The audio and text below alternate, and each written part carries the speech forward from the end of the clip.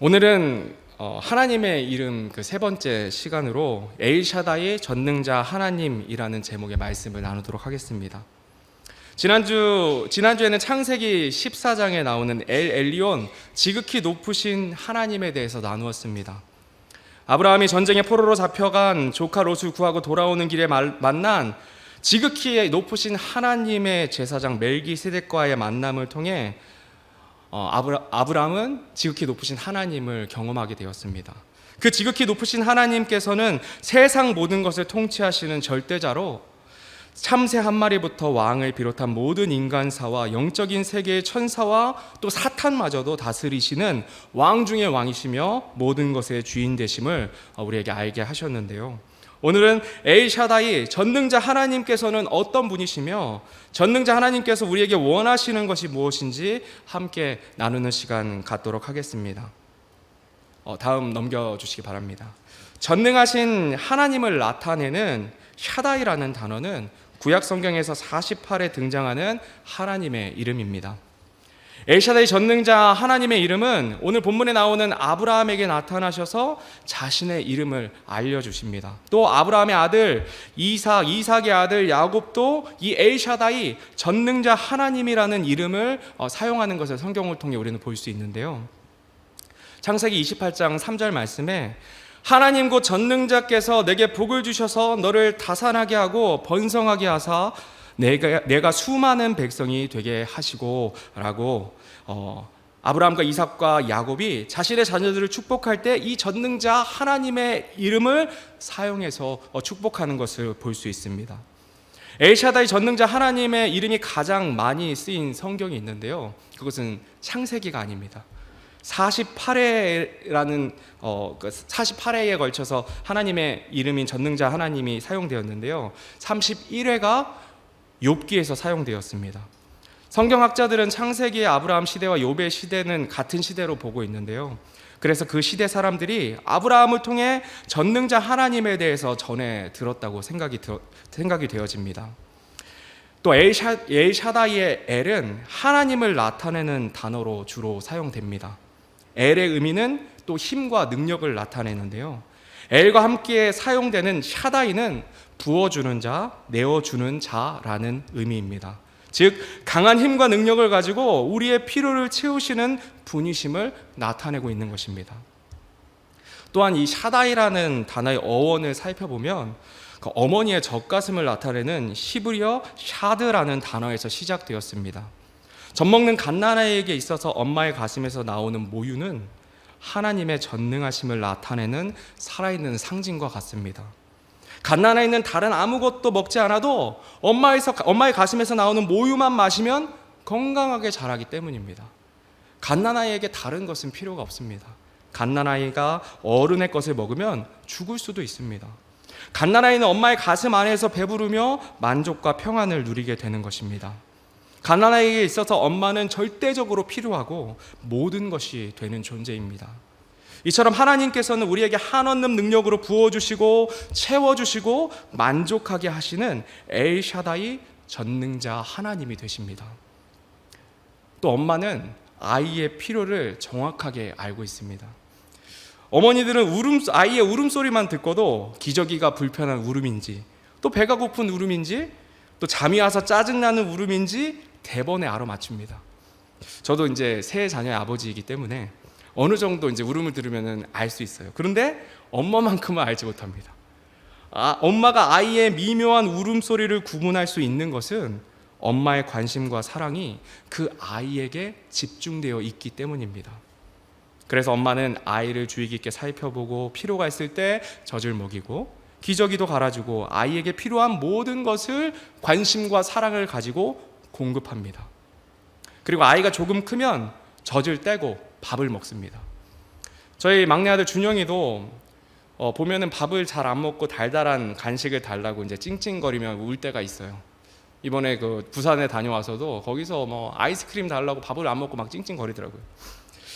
그러면 이제 똑같은 울음을 운다고 하더라도 간식 달라고 하는 울음에는 엄마가 간식을 주겠습니까? 안 줍니다. 밥을 줍니다. 왜냐하면 아이에게 필요한 것은 아이스크림이 아니라 밥이기 때문입니다. 이와 같이 엘샤다이 전능자 하나님께서도 자신의 자녀인 구원받은 우리에게 관심과 사랑이 집중되어 있습니다. 그래서 우리의 모든 필요를 정확하게 알고 계십니다. 한없는 능력을 가지신 전능자 하나님이시지만 필요에 넘치도록 우리에게 공급하지 않으십니다. 우리의 필요에 따라 공급해 주시는 하나님이신 거예요. 정확하게 우리에게 필요한 만큼 그것을 공급해 주시는 신실하신 하나님이 되십니다. 신명기 32장 17절 말씀입니다. 같이 한번 읽어보겠습니다. 시작. 그들이 하나님께 희생물을 드리지 아니하고 마귀들에게 드렸으니 곧 자기들이 알지 못하는 신들, 너희 조상들이 두려워하지 아니하던 신들, 새로이 일어난 새로운 신들에게 드렸도다. 그런데 이 성경에 보면 샤다이와 굉장히 비슷한 이름인 쉐딤이라는 이름이 있습니다. 가나안 족속이 섬겼던 우상 신으로 구약 성경의 마귀들로 번역되고 있는데요. 가나안 족속이 섬겼던 귀신들 중에 대표적인 신은 부요와 풍요를 상징하는 여신으로 여자의 가슴이 많이 달린 형상을 하고 있습니다. 이스라엘 백성들도 이 신들에게 전하고 세상적인 풍요를 빌게 되고 말았는데요. 우리의 필요를 아시고 부어주시는 전능자 하나님이시지만 사람의 생각과 욕심으로 구하게 되었을 때 하나님께 구하는 것이 아니라 우상으로 변질되고 많은 것을 보여주고 있습니다. 하나님이 부어주시는 때와 방법에 따라 만족하지 않고 사람의 생각으로 구하고 찾게 되면 결국에는 그 욕심으로 죄악의 길을 들어서게 되는 것임을 우리들에게 이 이름을 통해서, 비슷한 이름을 통해서 우리들에게 알려주고 계십니다. 세상에 정말 많은 교회들이 있고 많은 사람들이 교회를 다닙니다. 교회 다니는 사람들 중에 구원의 은혜에 감사해서 하나님을 사랑해서 섬기기보다 하나님을 열심히 섬겨서 하나님께서 주시는 복을 받으려고 교회에 다니는 사람들이 많이 있습니다. 하나님을 무슨 램프의 요정 지니처럼 생각하고 있는 것입니다. 이것을 기복신앙이라 이야기하는데요. 이렇게 하나님을 두려워하지 않고 내게 필요한 것을 채우려고 하나님을 섬기는 것은 하나님께서 우상 숭배라라고 이야기하십니다. 엄청난 죄악인 것이에요. 예수님께서는 우리에게 또 이렇게 말씀하십니다. 마태복음 6장 33절에 오직 너희는 첫째로 하나님의 왕국과 그분의 의를 구하라. 그리하면 이 모든 것을 너희에게 더하시리라. 아멘. 먼저 그분의 나라와 그분의 의를 구하라. 그리하면 모든 것을 너희에게 더하시리라 약속해 주십니다. 엄마가 갓난아이의 필요를 알아서 공급해 주시는 것처럼 하나님께서는 우리의 필요를 더 잘 아셔서 그 필요에 맞게 공급해 주신다는 것입니다. 따라서 우리는 전능자 하나님께서 우리에게 허락하신 그것들에 만족하고, 그리고 아직 내가 바라고 원하는 것들 주시지 않는다고 하더라도 하나님께서 반드시 채워주시는 전능자 하나님이심을 믿음으로 감사하고 기다릴 필요가 있다는 것입니다. 같이 한번 그 PPT에 나와 있는 문구를 같이 큰 목소리로 한번 읽어보겠습니다. 시작. 전능자 하나님은 우리의 필요를 아십니다. 전능자 하나님은 우리의 필요를 채우십니다. 아멘. 또 오늘 본문 1절 말씀입니다. 아브라함이 99세였을 때에 주께서 아브라함에게 나타나 그에게 이르시되 나는 전능자 하나님이니라.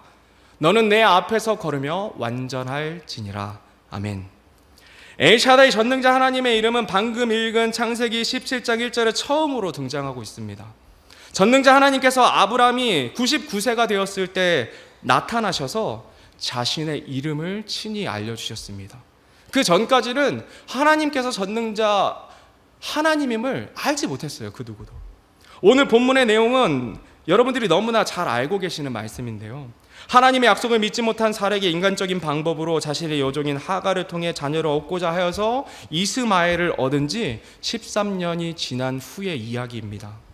13년 전에도 자녀를 갖지 못해 초조했던 아브람과 사레는 13년이 흘러 99세가 되었습니다. 하나님께서 약속해 주셨지만 늙은 자신들의 현실 앞에 자녀를 갖는 것은 이제는 포기한 상황인 듯 싶습니다. 모든 것을 포기한 아브람 앞에 전능자 하나님께서 나타나셔서 다시금 약속해 주고 계십니다. 내가 그녀에게 복을 주어 내게 아들을 줄 것이며 그녀가 민족들의 어머니가 될 것이다 라고 다시금 전능자 하나님의 이름으로 약속해 주십니다. 또 17절 말씀인데요. 또 18절까지 말씀 한 목소리로 읽겠습니다. 시작. 그때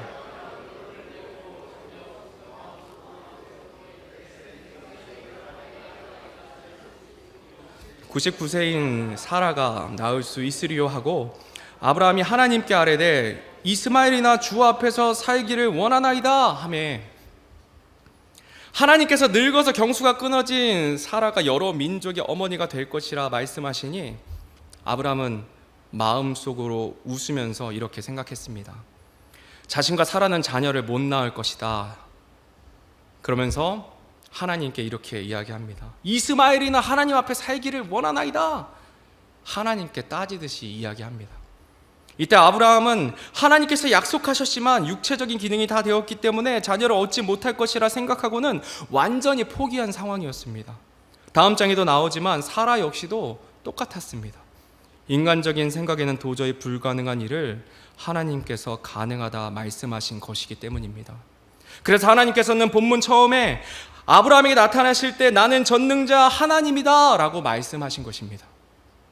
너희의 생각에는 할 수 없는 것 같은 일들을 행하는 자가 바로 능치 못할 것이 없는 엘샤다이 전능자 하나님이라는 것임을 아직 하나님이 어떠한 분인지 정확히 모르는 아브라함과 사라에게 알려주고 계시는 것입니다. 아브라함도 그렇고 사라도 그렇고 하나님께서 전능자 하나님이신 줄 온전히 경험하지 못했을 때 하나님의 말씀에 웃었습니다. 감히 하나님께서 친히 말씀하시는 중에 웃다니요. 이 웃음은 어떤 기뻐서 웃는 웃음이 아닙니다. 어이없어서 웃는 자조 섞인 웃음입니다. 비웃음이었던 거예요. 그럼에도 불구하고 하나님께서는 아브라함을 책망하시거나 분노를 표하지 않으셨습니다. 감히 창조주 하나님 앞에 비웃고 거기에 더해 원망까지 하는데 하나님께서는 오히려 그 이스마엘을 축복해 주실 것을 약속해 주십니다. 하나님께서 왜 피조물에 불과한 아브라함에게 이렇게 하셨을까요? 아브라함과 사라는 하나님께서 어떤 분이신지 이제 처음으로 알아가는 과정에 있습니다. 사람이 할 수 없는 것을 능히 행하실 수 있는 전능자 되심을 아직 모르는 상태였기 때문에 그들이 불손하게 웃어도 원망 섞인 불평을 해도 하나님께서는 그저 받아주고 계십니다. 우리 하나님께서는 처음에 모르고 행할 때에는 너그러이 받아주시는 자비로운 하나님이 되십니다. 마치 2-3살짜리 어린애가 짜증을 부리고 먹을 거를 달라고 떼를 쓰고 자기만 가지고 놀겠다고 여러 개의 장난감을 움켜쥐고 있어도 우리 어른들은 너그럽게 받아주지 않습니까? 아직 아이이기 때문에 선과 악을 분별하지 못하기 때문에 그저 받아줄 때가 있습니다. 지금은 잘 모르니까 받아주는데 좀 더 커서 6살, 7살이 될 때 그래도 똑같이 행동하면 어떻게 합니까? 얄짤없습니다. 반복해서 혼나고 그래도 들지 않으면 사랑의 회초리가 강도 높게 나아가는 것입니다. 막내 준영이가 이제 3살인데요. 회초리를 듭니다. 작년부터 들었어요. 맴매가 준영이 뭔지 알아요. 맴매하면은 얘가 눈치를 살살 봐요. 밥 먹다가 말고 돌아다니면 맴매한다고 하면 다시 슬그슬그 돌아와서 자리에 앉습니다. 더 어릴 적에는 봐줬습니다. 그러나 이제는 봐주지 않습니다. 왜냐하면 준영이가 뭐가 나쁘고 뭐가 좋은 건지 알기 때문이에요. 이 같은 이유가 하나님께서는 아브라함을 지금은 용납해 주고 계신 것입니다. 쉽게 말해서 잘 모르기 때문에 봐주고 계신 것입니다. 우리 하나님 친절하신 분이세요. 자기 어떤 분이신지 알려주고 계신 것입니다. 그러나 아브라함과 이삭과 야곱의 시대를 지나 하나님께서 어떠한 분이시며 모세를 통해 율법을 주시고 나서는 오래 참으시기는 하시지만 확실하게 책망하시고 징계하시는 하나님의 모습을 우리는 성경을 통해 발견하게 됩니다. 지금까지 우리가 살펴본 왕들이 하나님 앞에 죄를 지으면 어떻게 하셨습니까? 무섭게 책망하시고 징계하셨습니다. 다윗 왕이 자신의 충성된 부하를 전장에 나가 죽게 하고 밧세바를 자신의 아내로 취했을 때 하나님께서 무섭게 책망하셨습니다. 그때 다윗이 하나님 앞에 철저하게 회개했지만 그럼에도 불구하고 하나님께서는 다윗 왕에게 큰 징계를 내리셨어요. 자녀가 죽고 자신의 자녀가 반역함으로 칼을 차고 다윗 왕을 죽이려 했습니다. 자기의 사랑하는 자녀에게 쫓겨다니는 신세가 되었습니다. 혹독한 대가를 인생 가운데 치렀습니다. 그러나 하나님을 잘 모를 때는 용납해 주시는 자비하신 하나님이 되십니다. 우리 성도님들은 지금 어떤 상태이십니까? 하나님을 지금 잘 모르시는 상태이십니까? 이제 하나님을 처음 알아가는 단계이십니까? 구원받으신 지 얼마 안 되신 분들도 있으시잖아요. 그런 분들 계시다면 지금은 하나님께서 용납해 주시는 단계예요. 그런데 만약 여러분들이 알 것 다 알고 무엇이 죄인지 알고 있다면 하나님께서 봐주지 않으십니다. 우리 아버지가 되셔서 반드시 징계하십니다. 그것이 아버지의 사랑입니다. 우리 하나님은 사랑의 하나님이시지만 공의의 하나님이십니다. 100% 사랑과 100% 공의의 하나님이십니다. 그러니 여러분이 죄가 무엇인지 지금 알고 있다면 그 죄를 멀리 하셔야 됩니다. 자비하신 하나님만 믿고 구원받았다고 마음대로 막 살아보십시오. 어떻게 되는지 한번 인생의 쓴맛을 경험하시게 될 것입니다. 제가 너무 많이 경험해서 알아요. 10년 동안 너무 방황을 해가지고 얼마나 두려웠는지 모릅니다. 우리는 하나님, 그 하나님 두려워해야만 합니다. 화면에 있는 문구를 다시 한번 읽겠습니다. 시작. 엘샤다이 전능자 하나님은 불가능이 없으신 능력의 하나님이십니다. 아멘. 엘샤다이 전능자 하나님께서는 모든 것을 할 수 있으신 능력자이십니다. 모든 부분에서 전능하시지만 오늘 본문에 나오는 전능하신 하나님은 사람에게 있어서 물질적인 부분뿐만이 아닌 내면의 마음의 부족한 부분까지 부족함이 없이 채우시는 풍성하신 하나님이심을 나타내 보여주고 있습니다. 지금 아브라함과 사라는 경제적으로 부족한 것이 없는 상태입니다. 당시 아브라함에게는 부리는 종이 성인 남자만 318명이 있었습니다. 하나님께서 아브라함을 축복하셔서 당시 부족 국가들이 두려워할 정도로 강하게 하시고 큰 부자가 되게 하셨습니다. 실제로 지난 시간에 살펴보았던 것처럼 4개의 부족 국가의 연합군을 무찌러서 조카 롯을 찾아올 정도로 강하고 부하게 되었습니다. 하나님께서 주시는 부요와 안정과 평안함 가운데 육신적으로 물질적으로는 부족함이 전혀 없었지만 그들에게 한 가지 부족한 것이 있었다면 아브라함과 사라 사이에 자녀가 없었다는 것입니다. 성경에서 자녀는 부요와 힘을 상징하며 하나님이 함께 하셔서 주시는 복 중에 하나입니다. 그런데 사라에게 자녀가 생기지 않았습니다. 당시 여자에게 자녀가 없는 것은 저주받은 것으로 여겨지는 시대였습니다. 사라가 얼마나 마음이 괴로웠겠습니까? 아브라함과 사라는 물질적으로 풍요로웠지만 자녀가 없으므로 마음에 채울 수 없는 결핍 가운데 있었습니다. 하나님께서는 이 부분마저도 하나님의 방법으로 채워주심으로 하나님의 전능하심을, 전능자 하나님이 되심을 그들의 삶 가운데 경험케 해주셨습니다. 아무것도 할 수 없는 상황 가운데 경수가 끊어지고 100세가 되었을 때 아무도 인간으로서 할 수 없는 그때 전능자 하나님의 그 하나님 되심을 경험케 하셨던 것입니다. 제가 말씀 준비하면서 저희 홍진기 집사님의 간증이 생각이 났습니다. 의사가 통보했습니다. 더 이상 치료가 불가능하다. 그랬을 때 오히려 홍진기 집사님 마음이 어떠했다고 간증하셨습니까? 평안해지고 이제는 사람 의지할 게 없구나. 오직 하나님만 의지해야겠구나. 그러면서 마음의 평안을 얻었다라고 고백하시고 지금 정말 기적적으로 1300의 암수치가 130몇으로 떨어지는 그 기적을 경험해 우리에게 보여주십니다. 우리 이 문구 다음 문구 같이 한번 읽어보겠습니다. 시작. 전능자 하나님만이 사람의 마음을 채울 수 있습니다. 아멘. 홍진기 집사님 달라진 건 아무것도 없었습니다. 그런데 하나님께서 그 마음을 평안케 해주셨습니다. 하나님께서 하나님을 의지하는 그 집사님의 마음에 말할 수 없는 평강을 허락해 주신 것입니다. 성도 여러분, 여러분들도 지금 불안해하고 무언가 채워지지 않은 것들 때문에 불안한 마음 계시는 분 계십니까? 그것 때문에 그것은 미래에 대한 두려움일 수도 있고 자녀에 대한 걱정, 경제적인 부분, 건강에 대한 부분일 수도 있습니다. 주변에 있는 잘되고 평안하게 사는 그 사람들과 비교하게 되고 뭔가 나만 일이 잘 풀리지 않은 것 같은 마음이 들 때가 있습니다. 그런 불안한 마음들은 내가 뭔가 열심히 노력하고 다른 것으로 채우려고 해도 온전히 사라지지 않습니다. 사람의 마음의 평강은 나의 노력과 힘으로 채울 수 있지 않기 때문입니다. 오늘 오전 담임 목사님 말씀도 이렇게 전해주셨잖아요. 요한복음 14장 27절 말씀입니다. 제가 정말 사랑하는 말씀입니다. 우리 같이 한번 한 목소리로 읽겠습니다. 시작. 내가 너에게 평안을 남기노니 곧 나의 평안을 너에게 주노라. 세상이 주는 것과 달리 내가 너희에게 주노니 너희는 마음에 근심하지도 말고 두려워하지도 말라. 아멘. 모든 것을 채우시는 전능자 하나님께 나의 인생을 맡겨드리고 주님께 도움을 구하며 나아갈 때 비로소 우리의 마음에 세상이 줄 수 없는 평강이 함께합니다. 엘샤다이 전능자 하나님이 누구십니까? 바로 약속의 말씀이 전능자 하나님이 되십니다.